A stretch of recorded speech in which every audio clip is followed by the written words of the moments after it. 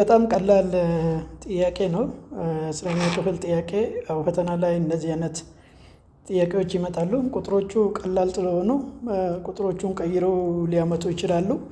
ምንድነው ጥያቄ የምለው ኢፍ አልፋ ቤታ አር ዜሮስ ኦፍ ዘ ፖሊኖሚያል ኤፍ ኦፍ ኤክስ ኢዝ ኢኳል ቱ ኤክስ ስኩዌር ፕላስ ኤክስ ፕላስ ዋን ደን ዋን ኦቨር አልፋ ፕላስ ዋን ኦቨር ቤታ ኢኳልስ ይላል።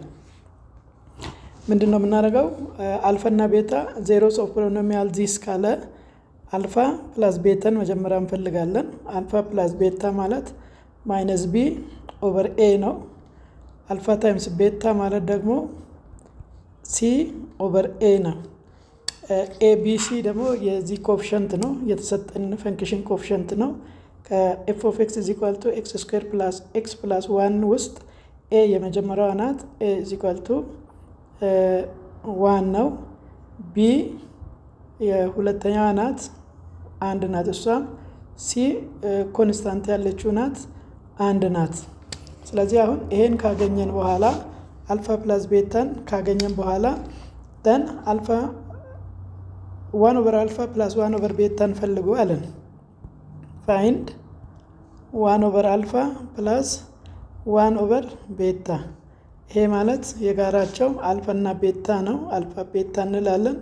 ኦቨር ለአልፋ ስናካፍል ቤታ ነው፣ ፕላስ ለቤታ ስናካፍል አልፋ ነው።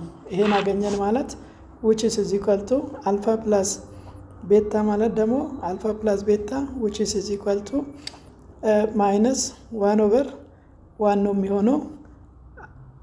አልፋ ታይምስ ቤታ ደግሞ ሲ ዋን ነው፣ ኤ ዋን ነው፣ ኦቨር ዋን ይሆናል። ይሄ እዚህ ጋር ዋን ይሆናል፣ እዚህ ጋር ማይነስ ዋን ሆነልን።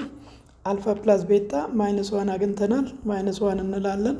ኦቨር አልፋ ታይምስ ቤታ ደግሞ ዋን ነው፣ እዚህ ኳልቱ ዋን እንላለን፣ which is equal to ማይነስ ዋን።